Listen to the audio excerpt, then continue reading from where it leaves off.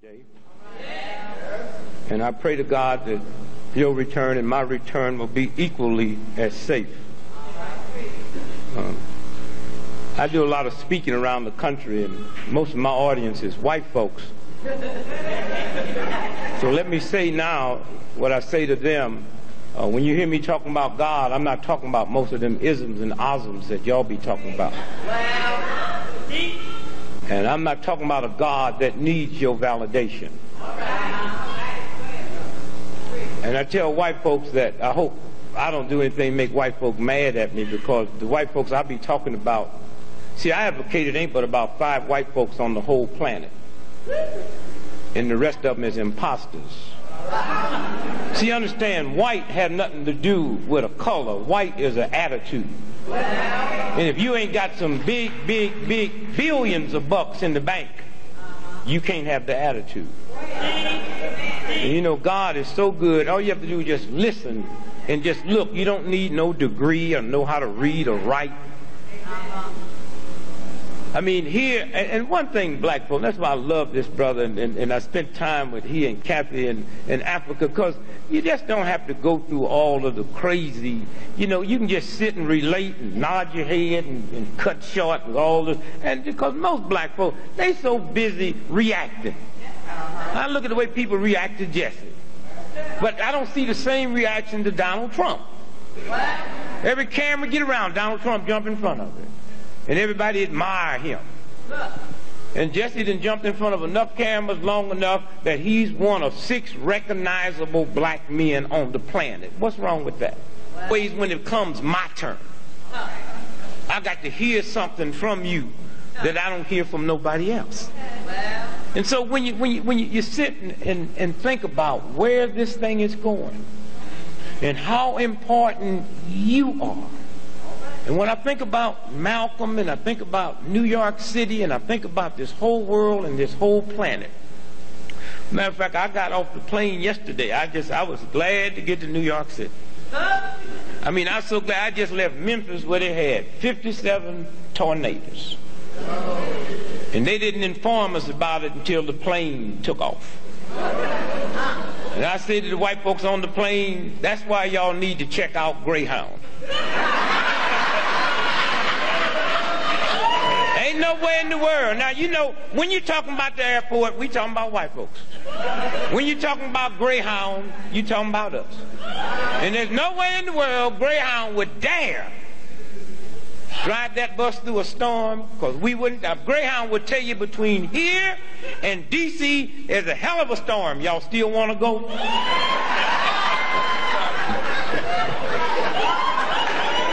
So I got off the plane yesterday, and the first thing I did, I read me about $150 worth of newspapers every week to find out what they're doing. And here's y'all's headlines in the New York paper. There's some numbers there. 7,700,000,000 to 1. Now they thought they was talking about O.J. These is the odds of a black person getting a cab in downtown Manhattan.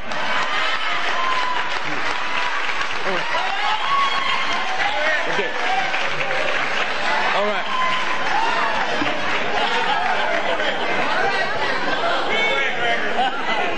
And you see, that's what I like. New York is the great neutralizer. See, whenever black folk get out there and they think they ain't black. See, Clarence Thomas, I don't have to humbug with him. I just say, go to New York, nigga, see if you can get a cab. Since white folk love you so much. All y'all think the system's okay. Go to New York. Yeah, go to New York with your mama and let her have a stroke and see if you can get to the hospital in a cab. New York's the neutralizer. And then I must say that I'm happy to be here for some ulterior motive reasons. I got this cousin in St. Louis. He sold the He reads the New York Times every morning. But he cool. He threw everything away in the New York Times except the business section. And he's so depressed when he picked up the yesterday's paper. And it said the Dow plummeted 81.96 points. And I just keep asking him, why are you depressed? And he was just all shook up. He couldn't talk. So I talked to his mother. I said, why is the boy depressed over the stock market? He ain't got no stock. He don't even know how to spell it. He said, the boy always gets depressed when black folks have problems. I said, what do you mean black folks have problems? This boy's so ignorant, he think Dow Jones is a brother.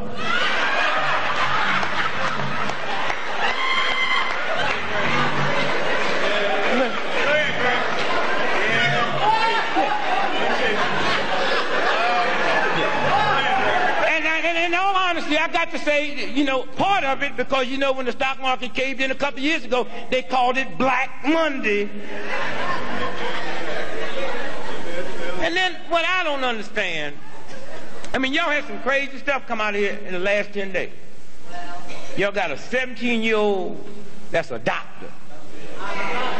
And bless his little heart.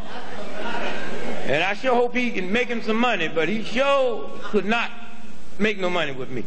I ain't going no place when I'm sick where a chump blowing bubble gum and think what's wrong with me, I ain't had enough jelly beans. I'm coming in there telling him I got one of these migraine headaches, and he want to know, do I want to go to Disneyland with him? Of course, I don't know, maybe at least he's alive. I mean, I had a news guy ask me the other day, said, you know, Mr. Gregory, you've been fasting and praying for like 30 years. What do your doctor think about it? My doctor been dead 27 years. And then y'all had this strange thing here, made all the front page of the papers, even made the national news about this school teacher and ran off with this 15-year-old girl. And I got upset when I read it, because when I read the story last week, this is a story about something happened 4 months ago. I mean, are they just finding out? They gone? And you know, I'm 63 years old, and I just kind of wonder, what a 15-year-old girl sexually doing today that they wasn't doing when I was in school? Because I don't know nobody blow their gig over a 15-year-old, you know, but maybe something happened different. I don't know. But I remember the time, they act like this is the first time a teacher having sex with a pupil. They've always, ever since I've known it, but they never leave town with them. It's give them an A. And then the school system here act like they didn't know nothing about it. All you got to do is anytime you check the records and find out that him and her had both perfect attendance records, you should have known something was going on.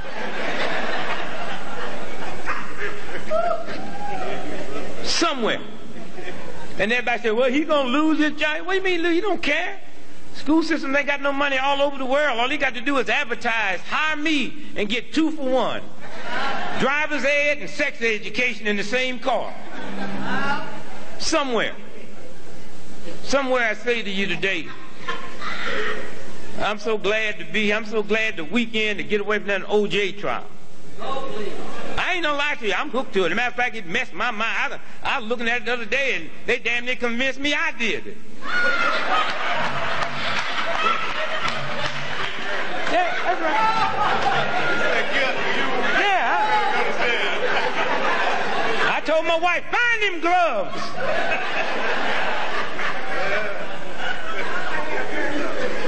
Somewhere. They had everybody watching that trial. The biggest trial that ever happened was the one that happened in New York, Long Island. Ferguson. Oh, that was a trial. And let me tell you something, family. Anytime you got a black man in this America, especially New York, that's accused of killing 6 white folks and injured 19, and they let him, before worldwide cameras, humiliate them white folks, they hiding something. You don't even need to be smart to figure that out. I mean, they let him be his own lawyer, and I'll be honest, they was clever. I mean, if you look at the time, they took Vernon Mason's license away from him and gave him to Ferguson. Say here. Oh yeah, the boy had license. Yeah, he did. Yeah, that's right. They took Vernon's license. And boy, we're not gonna let you humiliate these white folks and they got no license. Take this. And the boy worked out.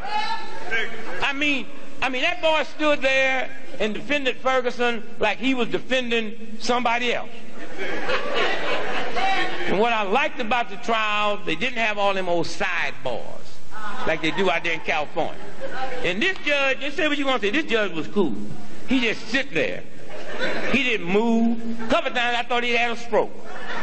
He just sit there and looked around. He didn't object to nothing.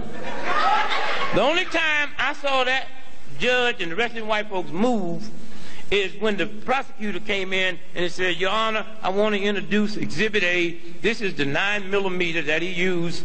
And Ferguson said, would you bring it a little closer to me? And everybody got out of there.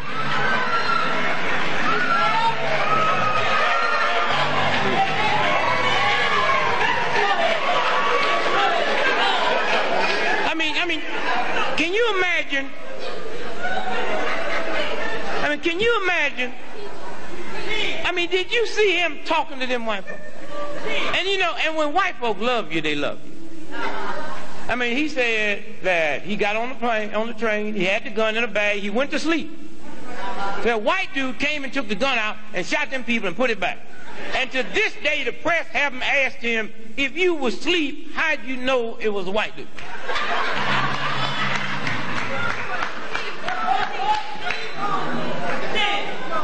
Now, he said to this one white woman who had been shot, he said, are you saying that my client, Mr. Ferguson, shot you?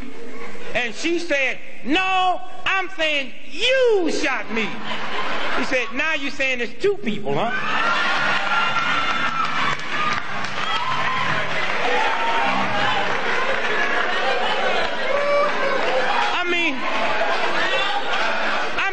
He humiliated this one white dude so bad. And that's a little confusing. Here's a dude that shot you and he's standing there defending somebody who you think shot you. It's bad enough to be shot. He looked at this one white dude and he said, now that I've cross-examined you, look at my client. Do you still believe that he's the man that shot you? That white boy said, before I came in here, I just knew that he shot me, but you messed me up so bad, I'm not even sure I was on the train that day.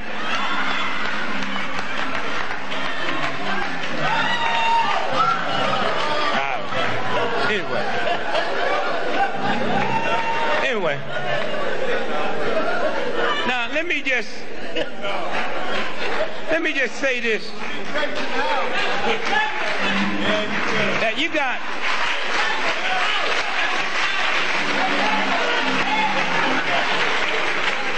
got brothers and sisters in this country that is so brilliant. America don't have no respect for that. But you have to listen to that God force. The same year that white folk come out with the bell curve, they come out with the Gump movie. The dumbest white boy in the history of being dumb. Here, white boy so dumb, he want to commit suicide, he jump in front of a parked car. And I don't even understand why black folks even get into those debates. You know how smart you are. You know nobody in the history of this planet have gone through what we've gone through and survived. Who am I? Simple. Here's a man that was so vicious and mean. Listen to me. During slavery, he murdered me, took an axe and chopped me in little bitty pieces and cooked me, raped my whole family. Nothing could happen to him, but if they caught that same white boy trying to teach me how to read and write, he would go to jail. Sad, brother, but it's true. And with all of that going against me, they don't have a book at Harvard, Yale, or MIT that I can't read from cover to back, my family and most of my friends. So it didn't work. With laws against not just me, but white folks, if you caught around them with a book, In all the institutions in the world, I can go there and do well. You talk about a bell curve. When the IQ test first came out, white women scored higher than white men. So they brought it back in and reworked it. Today in America, northern blacks score higher than southern whites. So what does that mean? We're going to write a book? Yeah, you redneck southern crackers, we smarter than you. Because we make a higher test score in the north than you make. And white folks say, yeah, nigga, you might be smarter than me, but you better not never come south.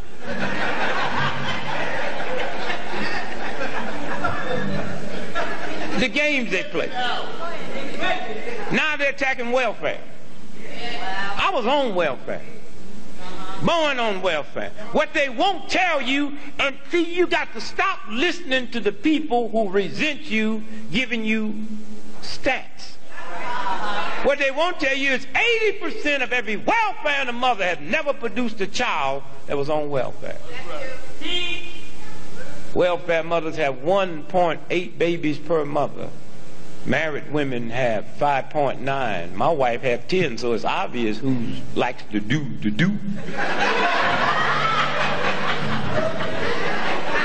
Now I have a serious problem with most welfare mothers because I don't understand how somebody can mess your mind up so bad you ashamed of free money.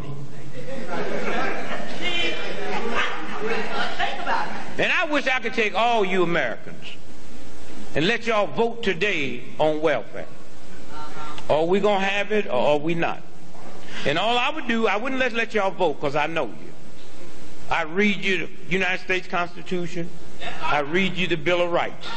And I'd make sure that you understand there's nothing in the Constitution or the Bill of Rights that says you have a right to write off the interest on your mortgage. That is not no law. That is not no birthright. That's welfare. So now, are we going to do away with all welfare? Let's vote on it. We're going to do away with this welfare where the folk go out tonight and spend $400, $500 per person per meal with all the whiskey and alcohol, then write off as a business expense. We're going to take one vote. We're either going to have welfare or we not. Then you get a different vote then. But I normally, when I'm not around black folks, I tend to speak for black folks because white folks, they believe that black folk listen to me. Now, they don't know y'all don't. But they really believe y'all listen to me. And so I tell white folks when I'm around them by themselves that I speak for all black folks. So we're going to cut through the debate. I'm admitting to you that all black folks is on welfare. Now, there's no more debate. Now, white folks, I got a small problem with y'all. Because y'all tell me these white boys is getting angry now because of affirmative action and black folks is taking their jobs. Now, white folks, I'm not going to let you have it both ways. Either I'm on welfare or either I'm working. But I'm not going to be both of them.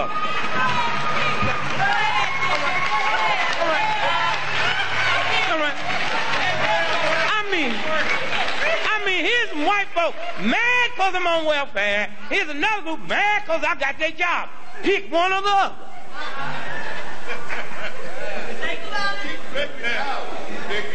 My brother, I come to you today and say to you that how much I love you. And that's what this is about. And that's what this brother Al is about. And you look at the struggle. I look at my brother Mason and I see what you've been through. And I don't have no problem with it because one thing about choosing to be in this movement, you have to be willing to penalize yourself and your family. That goes with it. That goes with it. They just took your license. They took Malcolm's life. Man, if God bless you. I mean, after they knocked you down, you still had life in you that you can get up. See, they shoot at all of us. Some they miss, some they hit. You brothers, y'all been out there being a target for a long time. But it don't stop there. They get the family. They got little things. They put little things in little mice and rats and dogs and horses, little microchips, and control them from time they're born to time they die. They do the same thing with people. Y'all got hospitals here in New York. I ain't talking about just black folk. Babies are born and they put a microchip up their rectum, and that baby, they can control the attitude and behavior. That McVeigh, that boy they arrested there in Oklahoma, all his friends said he'd been complaining about they put a microchip up his rectum when he was over there in the Middle East fighting. That's a game they play. But I say to those of us in this movement who have suffered, that goes with the territory. It is so easy to behave yourself, especially when you've been to college, especially when you got a degree, especially when you got talent. But can you walk out here and defy this filth and do what God wants you to do? Because where you go, your license won't be taken from you. It won't ask you what color you are, how old are you, where you live, who was you married to, how much money. There's one legend old boss gonna pull out, and it just says, how much service did you give to your brother, sister, human beings when you was on my planet? How much service? How much service? And you be in good company. The president of the American Bar Association won't be with you, son. No, no. Now, all these big, high-fluting law firms that sit back and manipulate $750 an hour they make, that's a retainer. They won't be with you when they get to the real legend. I'm talking about a legend that Chase Manhattan have nothing to do with. I'm talking about the real legend. And so when I think about my brother Malcolm, I think about this little thing that just happened with his daughter, and I'll be honest with you. I got 10 children, 7 girls, 3 boys. If I thought I had a child that thought somebody killed me and wanted to avenge it and waited 30 years, I sure enough would have attitude. I mean, you can give that chump time to die from natural causes. I mean, girl, do you love me or not? But listen what they told us. They told us that Malcolm X's daughter, see, I don't deal in friendship. Did she do it or not? I deal in logic. Here's a woman here in New York City. She decides she's going to kill Farrakhan. She leaves New York where all the murderers are. They got people that'll kill somebody for you just to practice, because they know they're going to kill somebody on July the 4th. They just want to practice. She leaves New York, all the murderers, and goes to Minnesota where they ain't even had a drive-by shooting. Think about it. Go ahead. To hire a white boy to kill one of the most guarded brothers. A white boy. We don't even have to deal with that.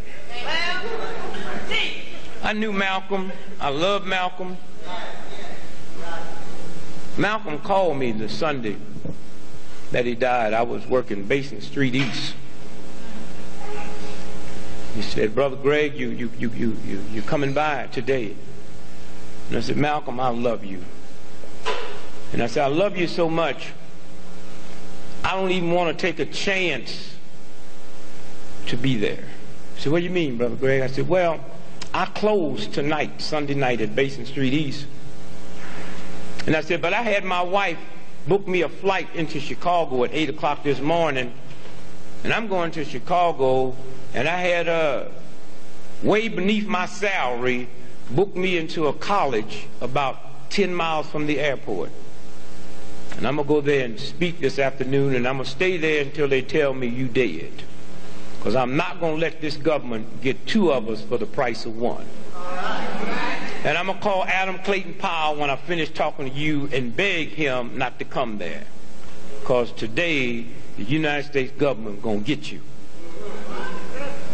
And I'm not going to be there. I love you. I don't even want to take a chance of my heart changing. So I went to Chicago. And when they came and they told me Malcolm's been killed today, I got back on the plane and came back here. Malcolm was killed because of another brother named DePinto.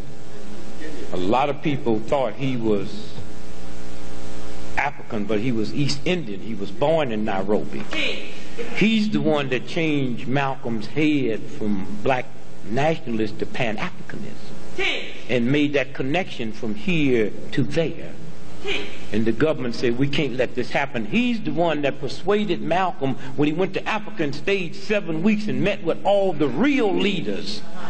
And then he's the one that discussed with Malcolm of bringing racism to the doorsteps of the UN.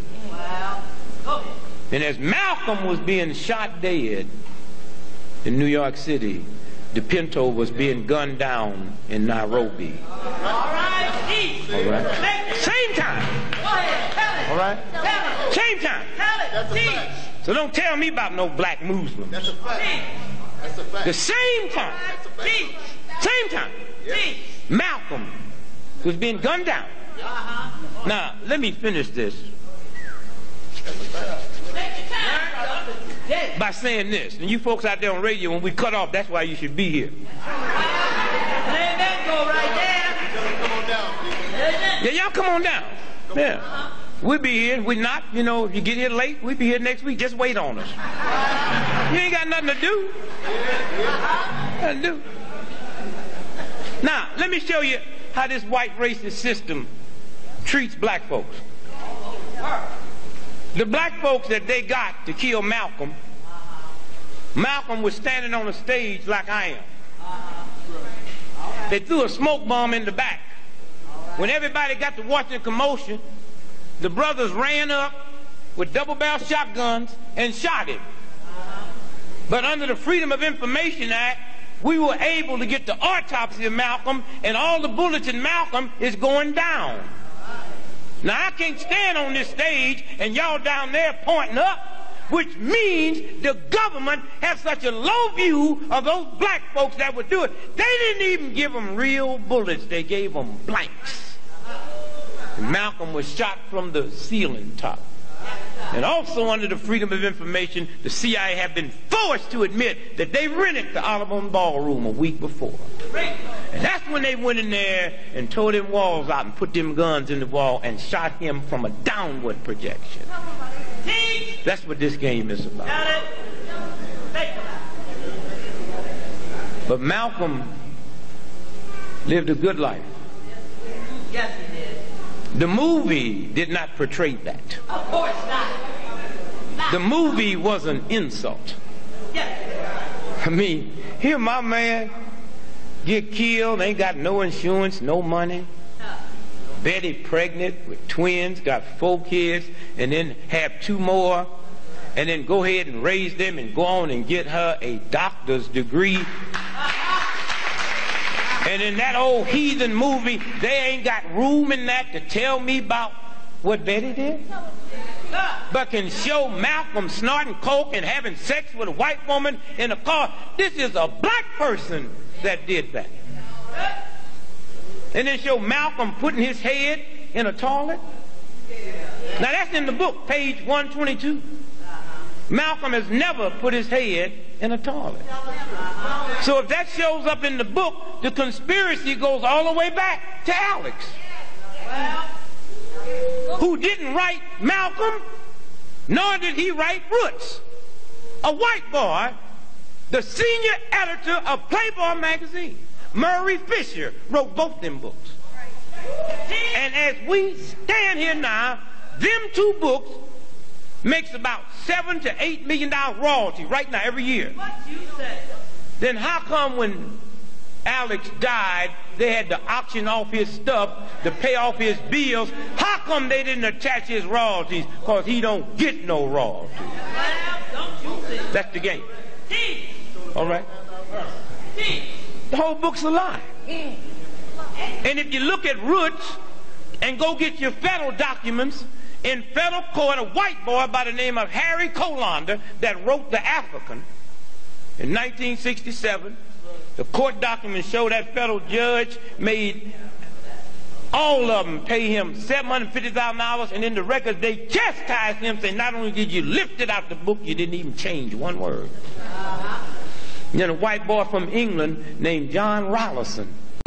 That same judge made them pay him $150,000 because Kunta Kinte came out of his book. And then our sister Walker, who wrote the Alex Jubilee, they threw her case out. And I knew that they could never release the movie until they killed Alex. And Alex Haley reviewed the movie 1 week and fell dead walking through the airport the next week. So y'all going out there and play your games with this filthy, slimy, degenerate system if you want to. And all of you white folks are so upset about this American, where it's going, they'll kill you on the way to get me.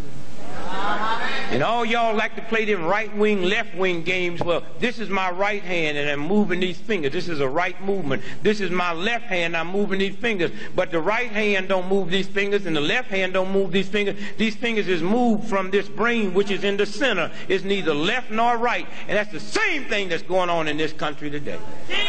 You got a bunch of evil, old, dirty, nasty old white men that's in the center that manipulates both sides, pit this one against this one and this one against this one. What's that game about? And what they fixing to do to the right wing now is what they did to the left wing in the 50s. If that boy blew up that building in Oklahoma, me and my mama blew it up. And if you stupid enough to believe that you're going to take some fertilizer, which ain't nothing but some cow doo-doo. If you think you can take some cow doo-doo and blow up half a town, you crazy. And if you're silly enough to believe you can put a bomb outside a building and tear it up inside, you crazy. There was 2 bombs that went off. And we know this because all you have to do is look at the Richter scale records that came out the University of Oklahoma, run by a department head named Charlie Minkins. And when you look at the Richter scale, it shows that one bomb went off at 902.4 and another one went off at 902.14. So y'all go on and play your games if you want to. You stupid enough to believe that this white boy would blow up the biggest explosion in the history of America and get caught because he didn't have a license plate on the back of his car. People who ain't even got cars can get a license plate. And let's play it straight for a minute. He driving down the highway. He just blew up this whole thing. He's getting away. A cop pulled him over. One cop, he got a loaded pistol. When you pull me over, I got to believe you pulling me over for what I just did. I come out blazing. Why didn't he? The boy's a patsy. This is the game they play. And so I say to you today, Bush found it out. Somebody told him. That's why Bush got out the national rifle. They're going to roll on. And Rush Limbaugh will be lucky if he got his show 90 days from now. And that whole religious right, they don't need them no more, and they're fixing to close them down. They already let the story out on Graham. No. Phil Graham. Phil Graham. Now listen now. Phil Graham, raised on welfare. You know the story? Y'all know the story? Daddy died. Little boy. One government check after another. Now, the boy got $11 million. He got more money than any candidate, and nobody asked where this little old poor white boy that ain't inherited nothing get that money. It came from the Texas ripoff of the savings and loans, and he kept putting laws together to protect them. Like y'all senator here, DeMotto and Robert Dole, they should be on their way to jail because when they busted the Neutral Sweet company here last month, they found out they gave them 2 thugs millions of dollars to keep the law so they could keep Neutral Sweet out here on the market, knowing it caused cancer.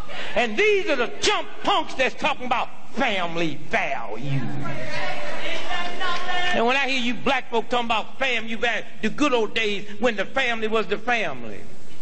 When was that? When was the black family the black family? When white folk could just come in the house and lynch any nigga in the family they wanted, and when the damn thing you would do was say, well, thank God they didn't get all of us. Was that the family y'all talking about? The family when you could go to World War II and the same German that killed your daddy can come to America and live and work where your daddy can't work. That's the black family you talking about? You talking about back when the black family was the black family, when black American soldiers was coming back bringing those Germans to the POW camps, and they'd let them white murdering Germans go into the front of the restaurant and sit down and eat like men, but them niggas had to stand outside and have their food pitched to them. Is that the black family you talking about? Well, God don't never let me go back to them heathens. Never. Never.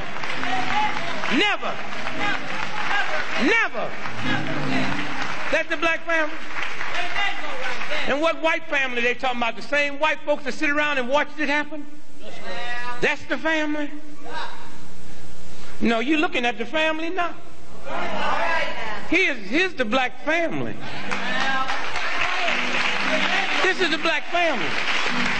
Don't turn on television and let somebody tell you who we are. Oh, we was over there, the synagogue went to Goree Island, where they loaded the slaves. That's part of it. See, you got to listen to what they be telling you. Black folk that can't even spell Africa know about the Egyptians. Why they give us the Egyptians? Because those is the lightest Africans on the continent of Africa. It's about a not black thing. So everybody walk around talking about the Egyptian did this, the Egyptian did that. When you think of Egyptian, you don't see nobody look like you. Egypt was the bowels. The Nile was the bowels. When you go up to Central Africa where that true glory began. That's where the power is, but don't nobody want to talk about that. They want to talk about the slaves that came over here, but you miss it because the Belgians and the Dutch were sending slaves from the Horn of Africa to other parts of the world. The Horn of Africa. And the reason that's important, because all hurricanes that hit over here started at the Horn of Africa, at the furthest tip where they loaded my spirit on the ship. And those hurricanes stay under the water and follow the same trail that the slave ship followed. And no hurricane jumps out the water till it gets to the Caribbean. That's where they offload the slaves. And then it comes all the way up this east coast, all the way to Maine, and Canada's right across the street from Maine. But Canada's never had a hurricane because Canada's never had a slave. Tell me about my spirit. All right? Tell me about my spirit. And you gonna mess with that? Huh? I mean, do you know who I am? You gonna tell me about black on black crime? If I take y'all to China today, who you think killing Chinese in China? And then we go to Italy this afternoon, who you think killing Italians in Italy? 98% of all white folks that got murdered in America last year was murdered by white folks. How come they not talking about white on white crime? And all y'all that's upset over black on black crime, then why don't y'all work to integrate? Because the funny thing about crime, you kill where you live. I mean, if y'all don't want me to kill you, when my old lady make me mad, I'm going to kill somebody. Then see to it I'm living out in the white suburbs, because when my old lady make me mad and I'm going to kill somebody, I ain't going to get in my car and come all the way in the ghetto and shoot you. I'm going to shoot my neighbor. So I'm saying to y'all now, thank God for welfare. Did you see that white boy did in San Diego? Yeah. Yesterday? Yeah. See, that's that white boy that done badmouth welfare. Now he needed. Oh, it was a sad story. They repossessed his house. cut his lights off, cut his water off that morning, and he can't go to no agency because he done badmouthed them. And listen to me, y'all need to go back and read that story. Because ain't none of us safe. That white boy went to where his old buddies hang out and stole him a tank and tore up everything. Wrecked 40 cars, tore down telephone poles, utility poles, and then he got hung up somewhere on the highway, and they went and took a torch and cut in that, and the boy kind of got away, and they killed him because they said they thought he was going to smash some more cars. It's about a property thing. And if the insurance companies can figure out how much money he costs in one day, you could support 20 welfare mothers for life. So maybe they better start encouraging white boys to get on welfare than grab a tank because your bills ain't paid. And I ain't gonna lie, I'm like Don King. I love America for different reasons. I ain't gonna lie. Where else can you live like this? You can live like this any place on the planet that's stupid enough to function on 85% credit. That's why we love America, because 85% of everything you got, you ain't paid for. That's right. And you can't do that nowhere on this planet but here. And thank God I'm hip enough, I don't even worry about that. I mean, they looked at my birthmarks. I came from a little old town where black folk were strange. They look at birthmarks and could tell where you was going. I was 3 years old. They looked at this birthmark here and they said, we don't know what it is. So they sent down, got them real witches from South Carolina. They came there, they said, we don't know what that is. So they sent for the high priest of witches in Louisiana. Him and his wife came and said, we don't know what that is. They had to go all the way to Haiti to get the real hoodoo. And they came there, I'm 3 years old, and everybody getting back, because everybody getting scared now. What is this here? Can't nobody read. And they came in there from Haiti and looked there and said, oh, that ain't nothing. Just said the boy need a cosigner for the rest of his life. Said the boy will need a cosigner. That's all. That's all. The boy will need a cosigner. Rest of his life. Now, don't nobody in this room have no more debt than me. The difference, I don't worry about money. That house you got, that ain't your house. It belongs to the bank. You the caretaker. And one day when y'all got some sense, you go down to the bank and tell them, say, your windows is dirty when y'all send somebody out to wash it. All right now. No, you're right. Go ahead. That ain't your house.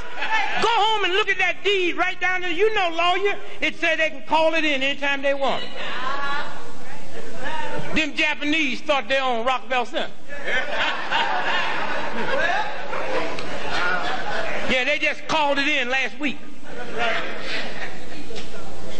I remember the Internal Revenue said, well, you know, you're behind on your taxes. We're gonna lean on your house. And you lean on the house, you lean on the note. Yeah. So I didn't pay no more notes. Yeah, you gonna lean on my house, you lean on the note.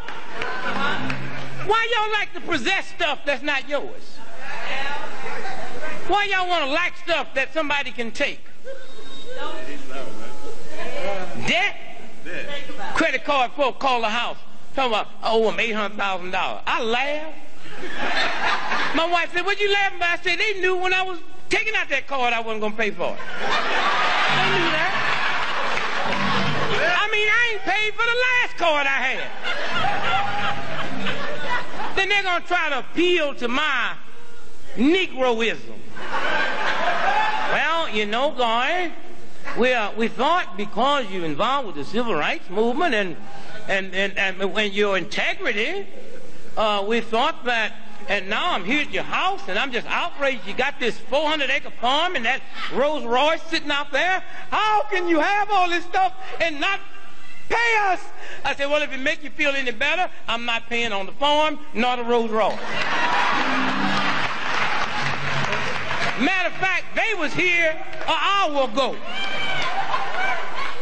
And I just asked them to leave because I just wanted to talk to you one-on-one. How y'all be upset over debt? Most of that old stuff you got, you don't know where it is. And you ought to just thank God. Y'all be praying to God, well, how can I pay? Just thank God, I thank you. You let me trick some more of them.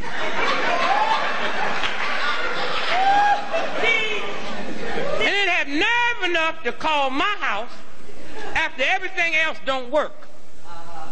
Then the nice guy calls. Hi there, guy. When can we expect another payment?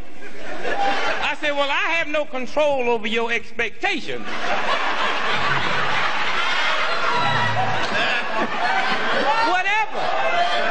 Whatever make you feel good, put it down. But now if you're talking about when you're going to get another payment, oh, why don't you call me back sometime around 1999? Then they get evil. See, I got one of them. You know them credit cards y'all got them expiration dates? No, I got the real ones for life. That's what they're trying to call in. Well, look here, guy. Would you cut up? Everybody told you to cut your credit card up and mail it back. I said, you got to be some kind of fool. I know, even if I paid y'all, I ain't gonna never get another one. You would never give me another card, so I'm keeping this one. Yeah, I'm keeping it. You know what the guy said? Well, it ain't no good. The computer's already got you shut off. Well, you might be right, but I tell you what. I test this old card every 90 days, and Lord bless you if I ever catch your computers down.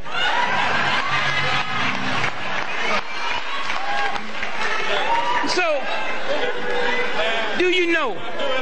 So you don't have to, and sisters, please get with the brothers and teach them about that debt. You don't have to get, because they ain't going up nobody's head but yours. They come home mad, a white racist system, they ain't going to do nothing about it. That's why if I was a black sister and I was married to a dude that loved me and I had a little control of him, I'd make him be with this movement because he can get rid of his frustrations. Y'all be married to these black men that go around and be humiliated by a white racist system every day. They're going to come on and go upside your head. They ain't going to say nothing. I mean, you cook him the best apple cobbler you ever cooked. He ain't mad at you. Say, how you like it there? I'm eating it, ain't I? And that's affection. Yeah. And you young black women, you know, don't let these old sisters get y'all in trouble. Yeah, girl, here's some old 90-year-old black woman. Been whooped so bad she didn't forgot about ever been hit. Telling you, girl, I remember, Hank never would do that to me. She don't tell you the sheriff shot Hank in the eyes trying to stab her to death. These old black sisters be lying to you young girls. Listen, all that old stuff, look, all you old sisters, that stuff don't work on these young black boys. Roll your eyes and put your hand on your hips and, girl, no. Sisters, if this young chump walk in with his fist balled up, talking about hitting you, and you sitting there making some biscuits, all you got to do to him is just make like you talking to somebody else in that room that ain't there. Hey, girl, I don't know who this nigga talking to. And all at once, he gonna look. And you just keep talking. Yeah, he coming in, making that noise, this fist ball, like he ain't planning on going to sleep in this house. Like can't nobody cut nobody's penis off for the white woman.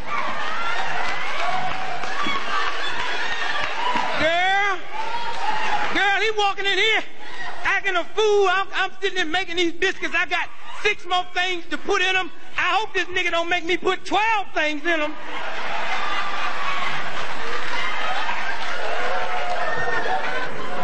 See, you young girl, when you pick the grits, you can't have nothing on your mind. You can't be wondering about your lottery number because you forget and eat some of them grits.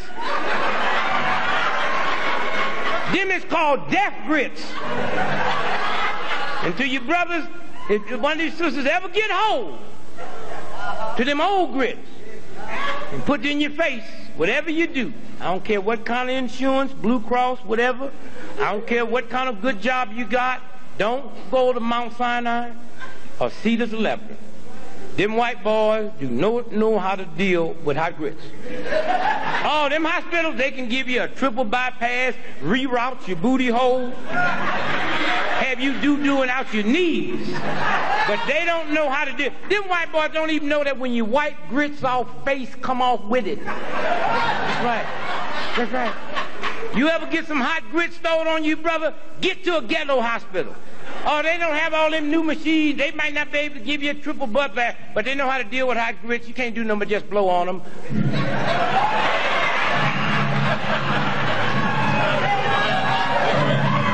And they know how to do it. Oh, yeah. They know how to do it. And them little thin lips white folk got, they don't blow right. You got to have cooling lips.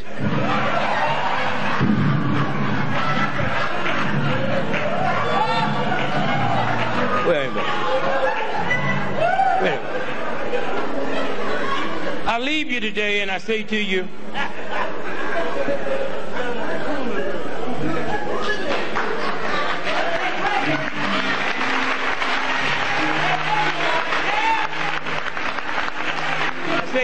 thank you.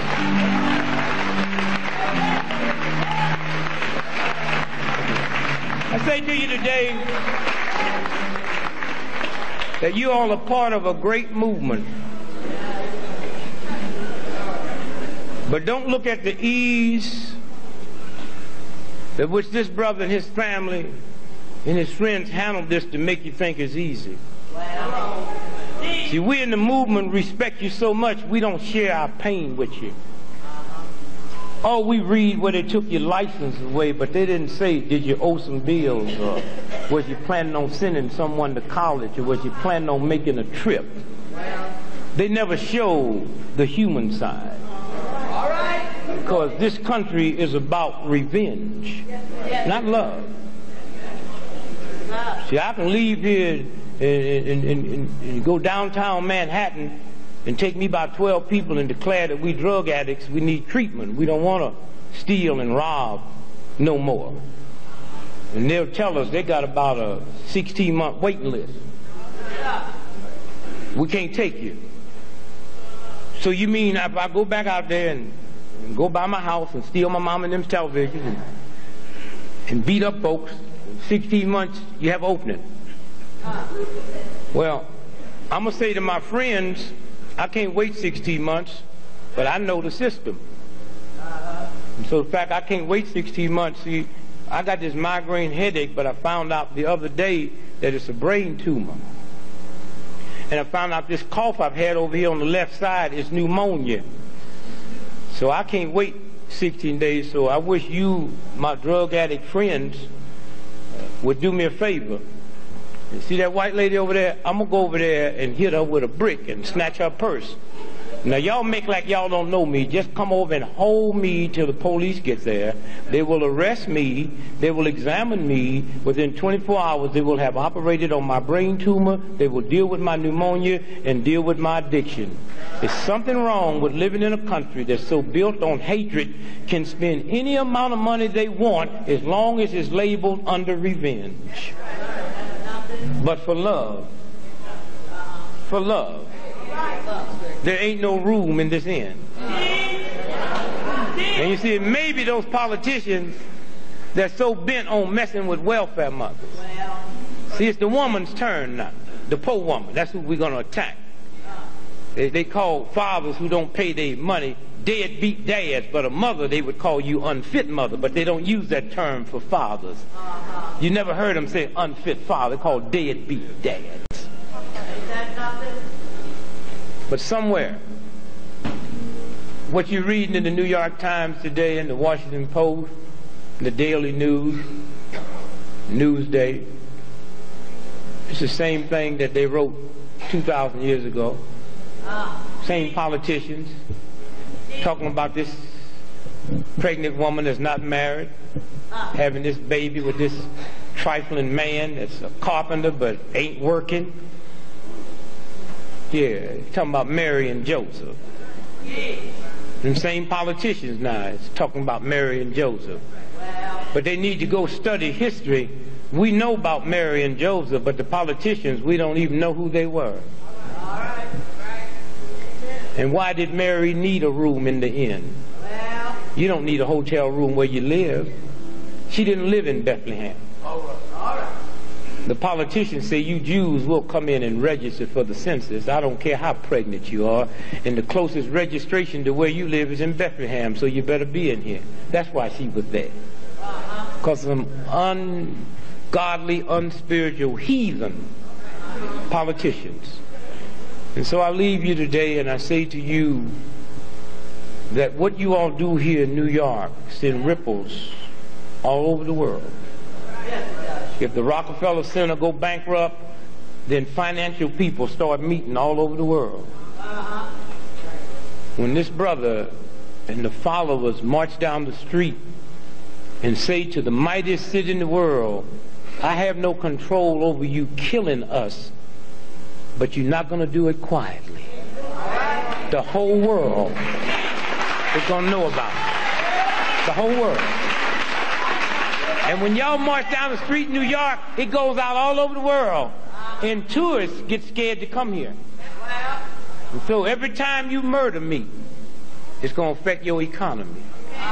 And so I leave you today and I say to you that concentrate on this little 17-year-old doctor. And send love and kind feelings to the parents. That's a hell of a thing. 17 years old. But then also understand that there was a God that put us here that gave each one of us the miracle prescription. The miracle prescription that will heal anything wrong with you. Cancer, sugar diabetes, whatever's wrong with you, it will heal it. Called forgiveness. That's the miracle drug. Don't cost a quarter. The miracle drug. Start with forgiving yourself. See, I didn't know that. I had corns on my feet. I'm wearing shoes that cost me $3,700. So you know when you pay that money for shoes, you ain't going to get no tight ones.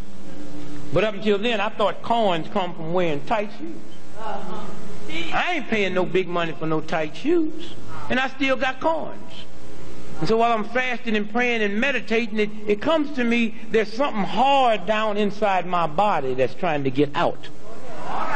That's where corns come from.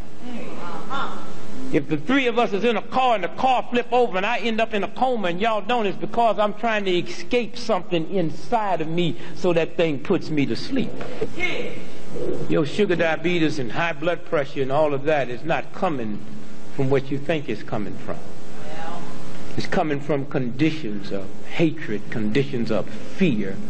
You can be worried about debt and create some monsters inside of you. One day sit by yourself and draw a picture of a house. Then draw a picture of a dog. Then draw a picture of a bicycle. Then draw a picture of anger. And you can't. Because anger has no color, no shape, no form, no God, no mother, father. Anger is nothing that them latched hold of something. And as long as you let anger occupy this thing that God made, God didn't make anger. This is manipulated by a bunch of evil old men. And the reason you should know you shouldn't be angry is because you don't have to go to college to be angry. You don't need no money in the bank to be angry. All of the normal things you have to do, you don't have to do that for anger. So you should sit and say, now, somebody tricking me. I don't have to qualify for it. I don't have to take no test. Don't nobody come and make sure my anger bill is paid. So anger, get out my body. And you can just wipe it out today. And as it leaves, your sicknesses leave. Drink 8 glasses of clean water every day. You ain't got much time now. That O.J. trial, that's just a symbol of something. Here's a boy accused of killing 2 whites, and they let him wear brand new suits to court every day. In my America, O.J., just ask some simple questions. You don't need to ask many questions about O.J. Is the day of the chase on the highway, didn't nobody know it was going to be a chase? Where'd those 800 signs come from on the highway say, go juice, go? Or did somebody know? Is this a master plot? I mean, I know a whole lot of white folks. I know none of them carry blank pieces of cardboard in the back of their car to make signs. The glove with blood on it that was still wet 8 hours later. You cut yourself now, by the time you get home, it's dry. Why was that blood still wet? It was in a plastic bag. And the marshal kept it wet. What's this game about? Why everybody want to say the cops framed him, but they don't want to say the cops did the killing? If I frame him on a murder, that's just right next door from I did the killing. And what makes you think cops is above killing somebody? We know in New York. What's this game about? And this dream team, who are they? I tell you who they are. Tell it. Robert Shapiro. Mark Lane and I did a book called Codename Zorro. People called us that had information on the Kennedy King assassination. One day Freddie Prinze called me and said, I got some hot stuff, man, on the Kennedy assassination. I got to get to you, and I'm trying to tell him my phone is tapped and he just didn't hear what I was saying. And so I said, okay, I'll get back to you tomorrow. He died that night. Called it suicide. We know that was a CIA hit.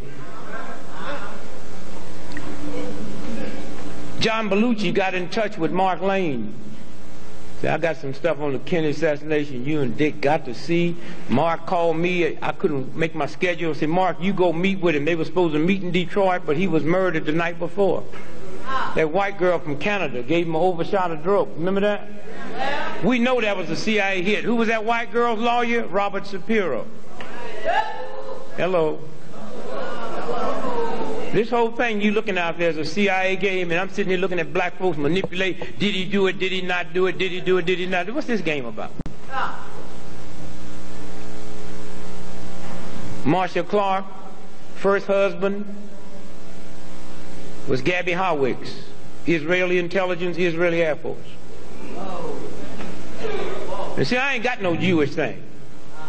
See, you ain't gonna manipulate me into a Jew. If all the Jews left this planet today, niggas' life ain't gonna change in America. Hear me good now. Hear me good. If every Jew on this planet disappeared, your life will be the same tomorrow. You still ain't gonna get a bank loan. You still gonna be oppressed. So what's this game? A whole lot of white folks and isolated say, that's the white people y'all should dislike. What's this game about?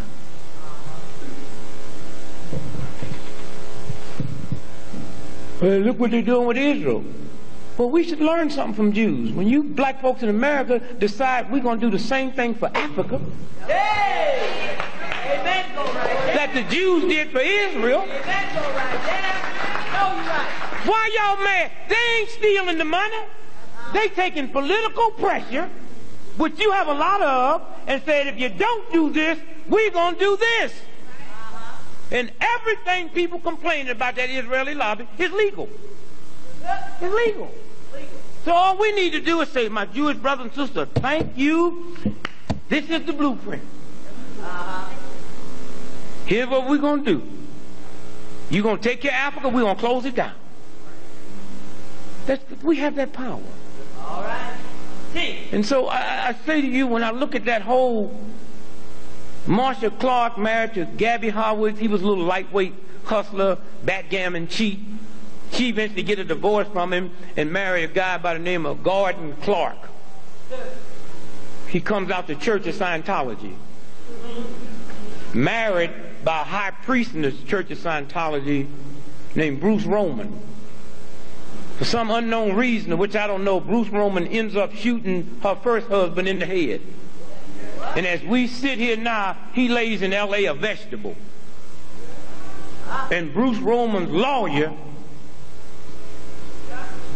is Robert Shapiro. Tell me about conflict of interest. So what's this game y'all letting a bunch of heathen white folks run down on y'all and y'all lapping it up like a dog lap up water? And then sit and get pro and con. Who is this OJ thing we looking at that every time I see him he writing but the lawyers ain't writing? He the only one sitting there with a notepad. He write from time. And I know OJ. OJ can't read or write. Now when you get through laughing, think about that. Because most athletes can't read or write. And if you don't believe it, see, not only is he dumb, he's dyslexic. His stuff changed around. Nelson Rockefeller couldn't read or write because he had that same disease. And if you listen to Nelson Rockefeller's speeches and listen to O.J., both of them sound alike because there's that little tremble in there when you're dyslexic. And the reason you know he was a brilliant athlete, he went to USC, a 4-year college. He set all them records that still stand in 2 years because the boy was too dumb to go from high school to college. They had to bootleg him into a junior college for 2 years, thanks to Willie Mays. And then they slipped him through the back door. So when I turn on TV and see this thing sitting there writing, who is it? Oh, is he copying? You can copy good. And then when he gets through, he give it to Shapiro. Did Shapiro tell him to write? Nigga, you write 10,000 times, I'll never have sex with a white woman again.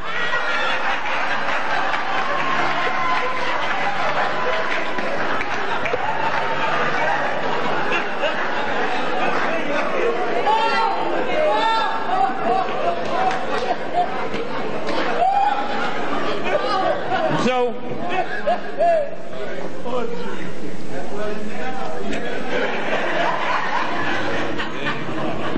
let me ask you to do me a favor. Pray for this brother and his family. Come on. Because when he moves in New York, the word go out. See, we can have a demonstration in Gooseneck, Tennessee, and people in Tennessee don't know it. But every time y'all move here, phone calls go out. Because they say if this movement ever sweeps across the country, because we can't box him in, he's too full of love. We can't make him mad. And he's surrounded, though you never get your name in the paper, by some powerful brothers